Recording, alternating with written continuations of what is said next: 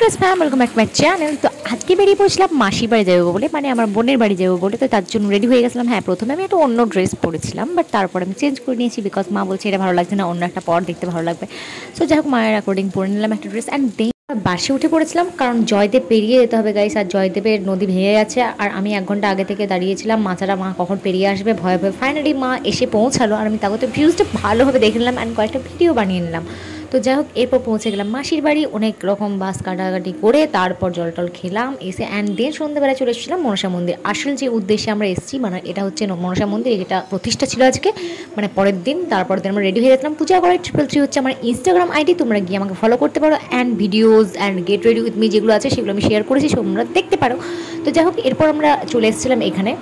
তো সকলেই মোটামুটি হলুদ এবং সাদা শাড়ি পরেছিল, আর আমিও। আর তার মাঝে আমি হারিয়েই ফেলেছিলাম নিজেকে। যাই হোক, এরপর দেখে না আমার বোনকে একজন ফোন ধরিয়ে ওকে ভিডিও করা ধরিয়ে রেখেছে যে ভিডিওটা দেখা ভাই। যাই হোক, এরপর আমরা চলে এসেছিলাম, দেখতে পাচ্ছ গাইস কত গ্যাদারিং, মানে যাত্রায় ব্যাপার। যাই হোক, এরপর ওইদিকে ওরা জল নেওয়া নিয়ে করছিল, আর আমরা এইদিকে দাঁড়িয়ে রোদ খাচ্ছিলাম প্রচুর পরিমাণে, রোদটা একটু বেশিই ছিল। যাই হোক, অনেকদিন পর এলাম মাসির বাড়ি। কয়েকদিন আগে ফুচুর সাথে এসেছিলাম, তোমরা যারা যারা ব্লগ দেখে এসছো তারা জানো নিশ্চয়ই। এরপর আর কি, এরপর আমরা চলে এসেছিলাম ফেরত। দেন গাইস আমাদেরকে দেওয়া হয়েছিল ফ্যানটা না কি বলেছিল, যাই হোক এনার্জি বুস্ট করে দিলাম ফাইনালি। যাই হোক, এনার্জি আমাদের অলওয়েজ বুস্ট থাকে। এরপর এখানে গাইস কোটে করে চকলেট ছাড়া ছিল, যেগুলো আমরা কিন্তু অনেকগুলোই কালেক্ট করেছিলাম। তারপর শুরু হয়েছিল ওদের ডান্স, মানে ওদের গ্রাম, ওরা তো নাচবে। বুনি আমাকে 2 থেকে 3 বার ডেকেছিল, বাট ও কি জানে না যে 1-2 বার ডাকলে হবে আমাকে টেনে নিয়ে যেতে হবে, কারণ আমারও তো নাচ করতে ইচ্ছে করে।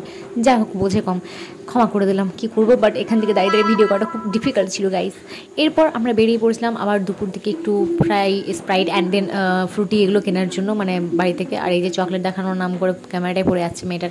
যাই হোক, তারপর ও গাছ দেখলো একটা, অ্যান্ড দেন হ্যাঁ শুরু হয়ে গেল ওর ফুলপাড়া। এদিক থেকে ওদিক থেকে, ও ছোটো মতো মেয়ে, এইটুকু মেয়ে, আমার চেয়ে হাইটে জাস্ট 1 আঙুল বা 2 আঙুল বেশি গাইস, তার চেয়ে বেশি নয়। যাই হোক, এরপর ফুলটা পেরে আনলো অ্যান্ড আমরা চলে এলাম, বসে পড়লাম খাবার জন্য। দুপুরে খাবার আয়োজন করেছিল লুচি টুচি। আমি লুচি একদমই পছন্দ করি না, বাট যেহেতু প্রসাদ তাই বসেই গেছিলাম খেতে। তো দেখতে পাচ্ছ, এরপর বিকালবেলায় আমরা বেরিয়ে পড়ছিলাম একটু ঘুরতে। দেখতে পাচ্ছ গাইস আমরা কী করবো, সারাদিন এদিক ওদিক করে বেড়াচ্ছি। তারপর চলে এসেছিলাম আমি মনসা গান শুনতে। তো প্রথম থেকে শেষ পর্যন্ত গাইস, হ্যাঁ প্রথম থেকে শেষ পর্যন্ত মনসা গান কিন্তু আমরা একেবারেই শুনিনি। মানে কি বলবো গাইস, এগুলো শুনতে ভালো লাগে বলো। যাই হোক, এরপর তারপর দিন সকালে আমরা বেরিয়ে পড়েছিলাম একটু রাইডের জন্য। তো আমি ভাইয়ের রেঞ্জারটা নিয়ে নিয়েছিলাম, কারণ ও এই জাস্ট রিসেন্ট কয়েক মাস হলো কিনেছে। তো আমি ভাবলাম চল চালিয়েই আসি ওর সাইকেলটা।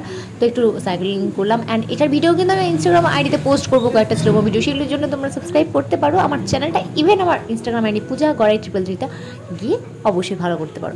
যাই হোক, এরপর বিকালে আবার বেরিয়ে পড়লাম মায়ের সাথে। মারা ওইদিকে জঙ্গলে হেঁটে চলে গেল শর্টকাট ধরে, আর আমরা সাইকেল নিয়ে এদিক ওদিক করতে করতে, ছবি তুলতে ভিডিও করতে করতে চলে এলাম ফাইনালি। অ্যান্ড দেন কি নিলাম চাউমিন, যেটা আমরা বাড়িতে এসে কিন্তু বেশ মজা করে খেলাম, বিকজ প্রচুর খিদে পেয়ে গেছিলো। আর ওদের গ্রামে সাধারণত সেরকম কিছু খাবার পাওয়া যায় না, তাই একটু দূরে গিয়ে আনতে হয়, শিবপুর যেতে হয়েছিল আমাদেরকে আর কি।